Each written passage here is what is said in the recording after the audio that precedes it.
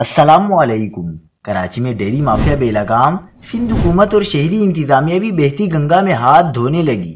شہری حیران و پریشان، آخر یہ کیا ہو رہا ہے؟ کیا آپ حالات حاضرہ سے آگاہی حاصل کرنا چاہتے ہیں؟ خبر کے پیچھے چھپے اصل حقائق جاننا چاہتے ہیں تو ابھی سبسکرائب کیجئے جلمل پاکستان کو اور ساتھ ہی گھنٹی کے نشان پر کلک کر دیں۔ آپ کو بتاتے چلیں کہ ڈیری مافیا نے کراچی میں دودھ کی قیمت میں 20 روپے کا غیر قانونی اضافہ کر دیا۔ شہر میں دودھ 230 روپے فی لیٹر فروخت ہونے لگا۔ شہری انتظامیہ اور سندھ حکومت دودھ کی سرکاری قیمت 180 روپے پر عمل درآمد میں ناکام ہو گئے۔ دودھ کی سرکاری اور غیر قانونی قیمت کا فرق بڑھ کر 50 روپے فی لیٹر تک پہنچ گیا۔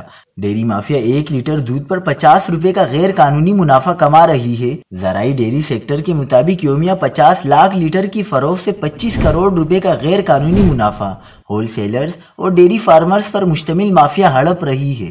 شہریوں کا کہنا ہے کہ جس شہر اور صوبے کی حکومت اپنی ہی مقرر کردہ قیمت پر عمل درآمد نہ کر سکے، وہ شہریوں کو تحفظ کیسے فراہم کر سکتی ہے؟